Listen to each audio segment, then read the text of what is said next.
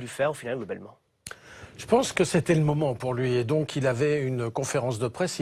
D'ailleurs, vous voyez bien, c'est pas une conférence de presse traditionnelle d'avant-match ou d'après-match. C'est une conférence de presse qu'on fait généralement quand ça va mal. C'est-à-dire une conférence de presse de gestion et de communication de crise.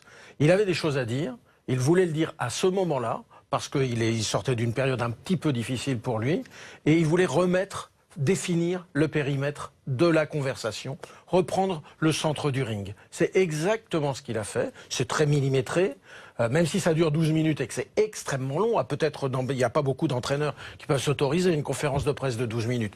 Sans doute Zinedine Zidane pourrait faire ça, bon il est sans doute un peu moins bavard et volubile, mais néanmoins il pourrait faire quelque chose comme ça parce qu'il en impose, parce que ce sont des gens qui sont difficiles à couper, parce que vous l'avez vu par exemple ce journaliste qui le coupe et qui lui dit bon ça va merci on a compris, hein, on pourrait passer à autre chose, et qui lui dit ah vous voulez encore des faits, et qui lui en donne alors que l'autre dit non non non j'en veux pas, et ben vous en aurez quand même. Et c'est pour ça qu'on a aussi tenté encore plus de décrypter cette conférence de presse à travers certaines séquences, Pascal, notamment l'une. Alors, vers qui est destiné au final ce message? Je suis exactement sur la même longueur d'onde que les propriétaires. Nous sommes d'accord, surtout, nous savons qu'il y a un processus. Là, sur vers qui? Vers nous, journalistes, vers les fans, vers qui? Alors, je vais être un petit peu trivial, mais ça veut dire circuler, il n'y a rien à voir. Et c'est dit à deux personnes. Les premiers, ce sont les supporters, à qui on dit mais messieurs, que vous soyez contents ou pas contents, je vous respecte beaucoup, hein, mais de toute façon c'est comme ça et pas autrement. Et les deuxièmes, c'est peut-être un peu plus pervers, et c'est en tout cas une des lectures traditionnelles qu'on a en matière de com de crise.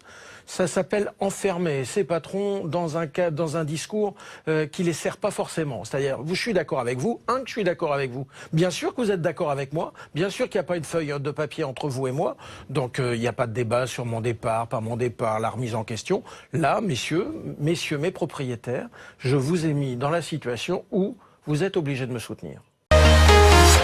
I'm walking alone, the streets are empty. The only thing I can see is my own silhouette.